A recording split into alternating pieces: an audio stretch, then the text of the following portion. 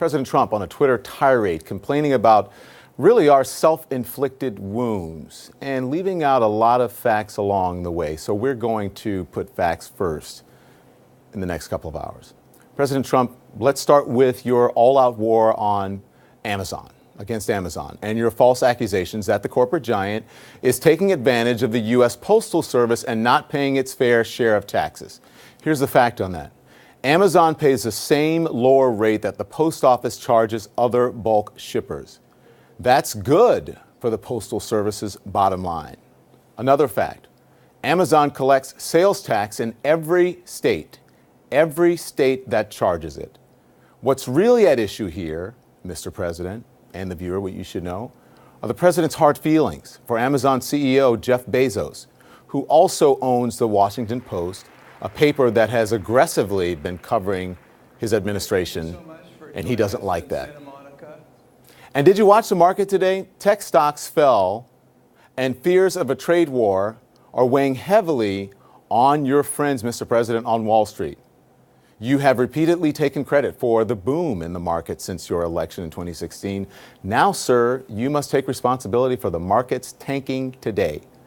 The Dow Jones dropping 459 points, the NASDAQ plunging nearly 3%. The Dow Jones climbing more than 8,000 points from Trump's election through January of this year. But guess what? It's lost about 3,000 points since then.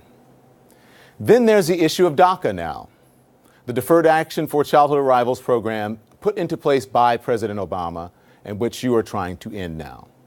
Republicans and Democrats on Capitol Hill tried to work out a deal with you to protect those in the program, but instead you're blaming the Democrats, tweeting this: DACA is dead because the Democrats didn't care or act, and now everyone wants to get onto the DACA bandwagon.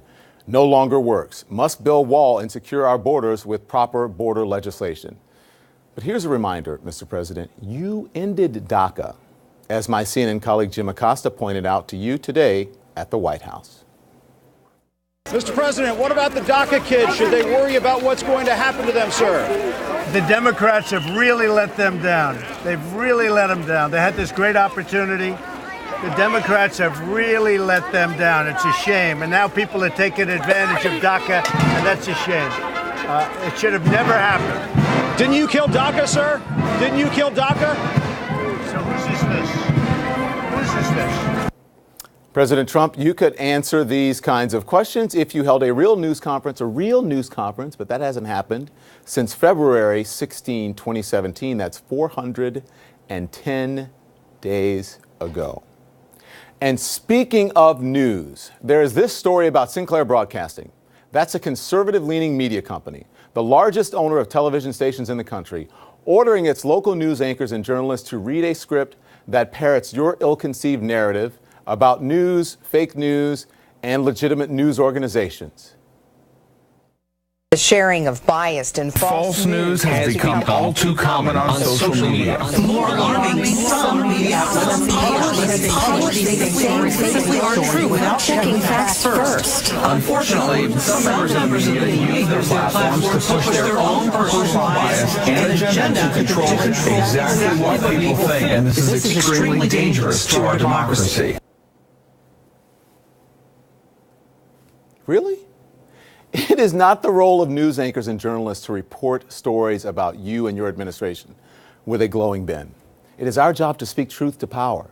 Facts first, not ideology first, not ideology at all. We're not supposed to tell the viewer what to think, nor should management.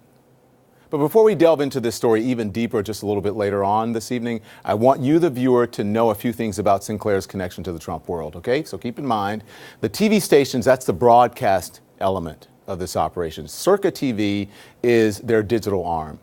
It was launched in 2015 and headed by the controversial former executive editor of the conservative newspaper, The Washington Times. His name is John Solomon, who traffics in misleading, far right-leaning stories like the alleged Uranium One scandal. And during the election, the Trump campaign, this is according to Politico, struck a deal with the Sinclair Broadcasting Group to secure favorable coverage. Here's what happened. The report says that Jared Kushner admitted that the campaign agreed to give Sinclair more access to the candidate and the campaign if the company broadcasts their Trump interviews across the country without commentary, which means without scrutiny, without criticism, without fact checks. Shortly after the inauguration, Sinclair hired Boris Epstein as a chief political analyst. You probably remember Epstein. He's a boisterous supporter of Trump on this network and other networks. The Russian-born political strategist was a senior advisor to the Trump campaign who went on to become a special assistant to the administration. Sinclair now mandates that Epstein's commentary be run at least 9 times per week on all of its 193 stations across the country, 40% of American households, and growing if a pending merger goes through. So what did the president do today after the Sinclair story blew up? He tweeted support, calling Sinclair superior to CNN and another news organization. Now that is fake news if I've ever heard it.